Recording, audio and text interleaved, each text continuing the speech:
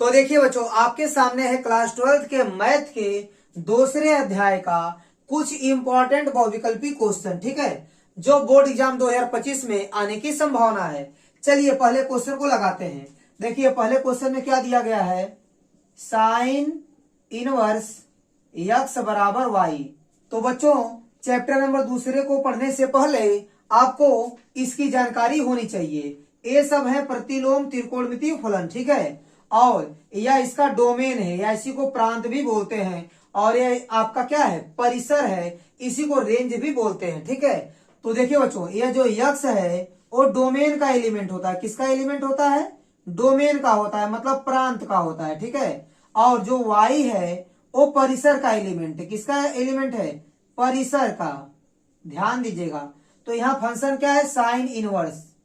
तो आपसे क्या पूछ रहा है, देखिए यहाँ पर y का मान पूछ रहा है, ठीक है, कि y का मान क्या होगा इन चारों में से। तो ध्यान दीजिएगा बच्चों, y आपका परिसर है, तो साइन इनवर्स यहाँ लिखा गया है। तो साइन इनवर्स वाले फंक्शन में देखिए परिसर में, परिसर कहां से कहां तक है, ध्यान दीजिएगा।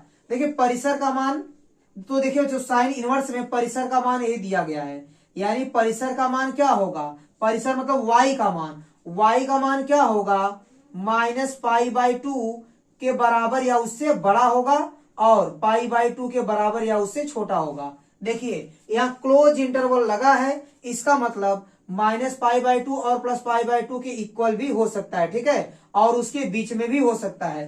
तो y का मान यही होना चाहिए, ठीक है। तो देखिए कौन सा ऑप्शन आपका मैच कर रहा है, तो आप ध्यान से देखेंगे तो आपका ऑप्शन नंबर बी वाला मैच कर रहा है। तो ऑप्शन नंबर बी आपका सही ऑप्शन हो जाएगा, ठीक है बच्चों। अब ध्यान दीजिएगा दूसरा क्वेश्चन। दूसरे क्वेश्चन में क्या लिखा गया है, tan इनवर्स करड़ी में 3 माइनस सेक इनवर्स -2 का मान बराबर है, इन चारों में से किसके बराबर होगा। तो चलिए इसको सॉल्व करते हैं। ध्यान दीजिएगा, यहां पर सॉल्व करते हैं। देखिए क्या लिखा गया, tan इनवर्स √3। मैं पहले इसका मान निकालूंगा। ये हो गया आपका tan इनवर्स। अब पता कीजिए tan कितने अंश का मान करड़ी में 3 होता है।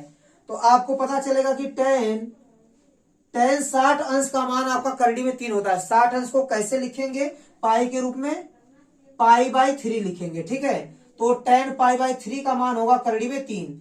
तो आप ध्यान दीजिएगा बच्चों, तो देखिए बच्चों π/3 आपका tan इनवर्स वाले रेंज में आ रहा है कि नहीं आ रहा है। तो देखिए बच्चों tan इनवर्स का रेंज यही है, ओपन इंटरवल -π/2 से +π/2, मतलब कहने का सेंस है -90 और +90 के बीच में।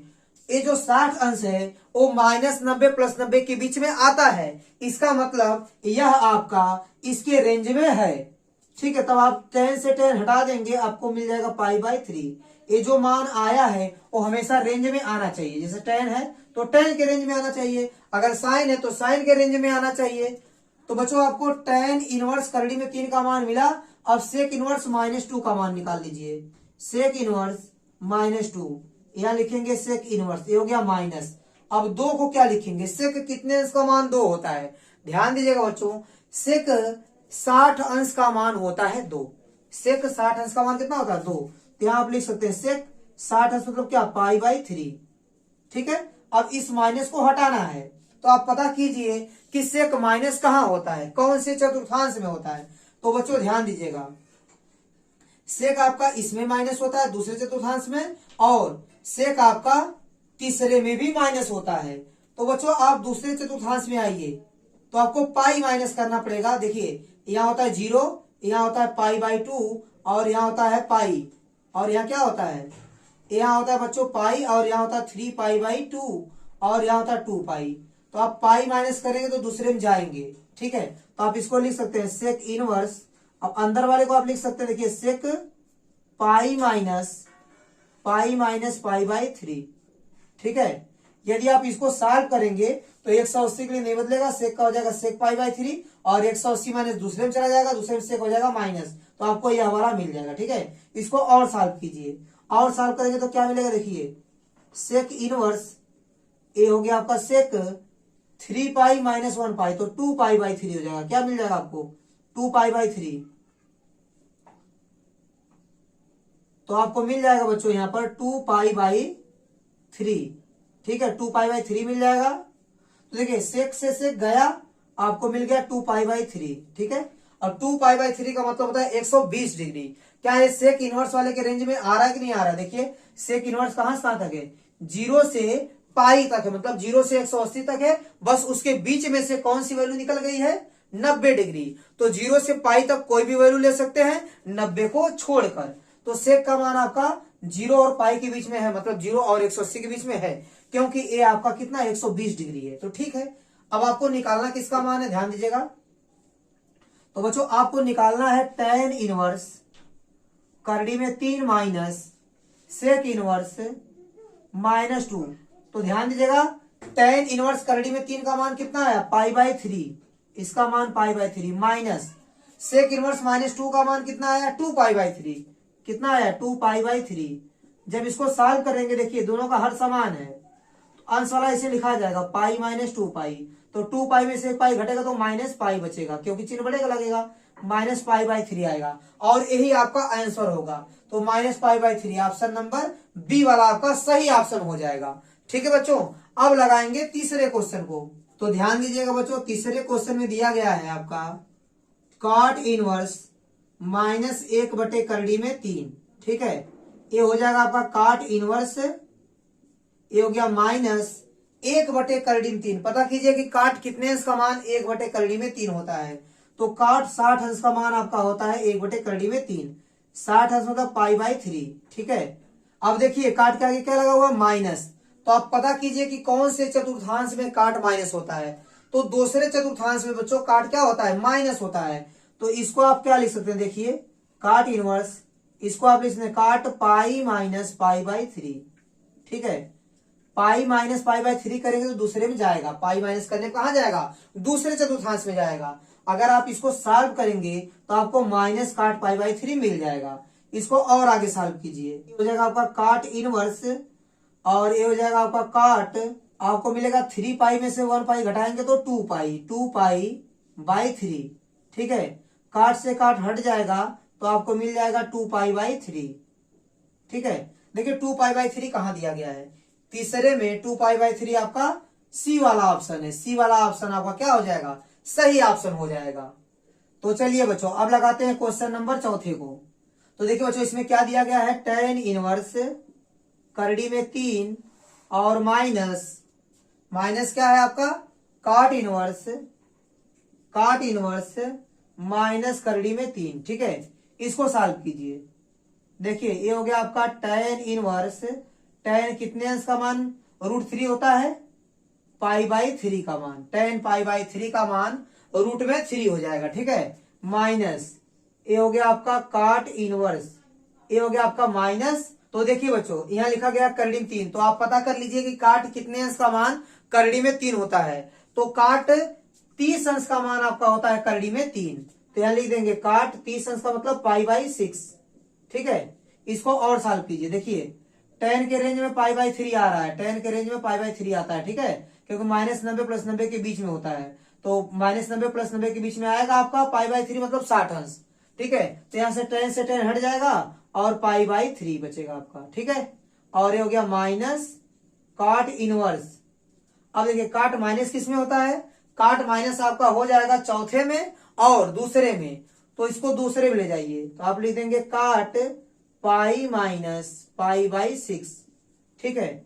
ये हो गया आपका π/3 माइनस काट इनवर्स, ये हो गया आपका काट। अब देखिए बच्चों 6 का गुणा पाई में करेंगे तो 6π आएगा, 6π में से 1 पाई घटा दीजिए तो आपको मिलेगा 5π/6। ये हो गया आपका π/3 माइनस काट से काट हट जाएगा तो 5π/6 होगा। एक बार देख लीजिए रेंज में आ रहा है कि नहीं आ रहा है। काट इनवर्स का रेंज क्या है, 0 से पाई के बीच में, मतलब 0 और 180 के बीच में। और यहाँ कितना है, ये है आपका 3×5 = 15 मतलब 150 है। तो 150 आपका 0 और 180 के बीच में आता है, तो ठीक है। अब इसको आप सॉल्व कर लीजिए, दोनों का एलसीएम हो जाएगा 6, 3 से काटेंगे 3 दूनी 6, 2 का गुणा होगा पाई में तो आएगा 2π माइनस 6 से भाग देंगे 6 में तो एक बार जाएगा, 1 का गुणा 5 में करेंगे तो आपको मिलेगा 5π। इसको सॉल्व करेंगे तो क्या मिलेगा, देखिए 5π में से 2 पाई जाएगा तो 3π बचेगा, तो -3π लिखेंगे बटे 6, चिन्ह बढ़ेगा लगेगा, ठीक है। फिर यहाँ 3 से काट दीजिए, 3 का नाम 3, 3 दूनी 6, तो आपको मिल जाएगा ऐसा कि -π/2। ठीक है, क्या मिल जाएगा? -π/2। तो ऑप्शन नंबर बी आपका सही ऑप्शन हो जाएगा। तो अब देखिए बच्चों, अब हम लगाएंगे सबसे लास्ट वाले क्वेश्चन को। यहाँ लिखा गया कि cos इनवर्स ब्रैकेट में क्या है, cos 7π/6। बहुत ज्यादातर बच्चे इसको गलत कर देंगे। कैसे? देखिए cos इनवर्स और cos इसको हटा देंगे और 7π/6 लिख देंगे। तो ऑप्शन नंबर ए को टिक करेंगे। जैसे ही आप लोग ऑप्शन नंबर ए को टिक करेंगे वो गलत ऑप्शन हो जाएगा। क्यों गलत हो जाएगा?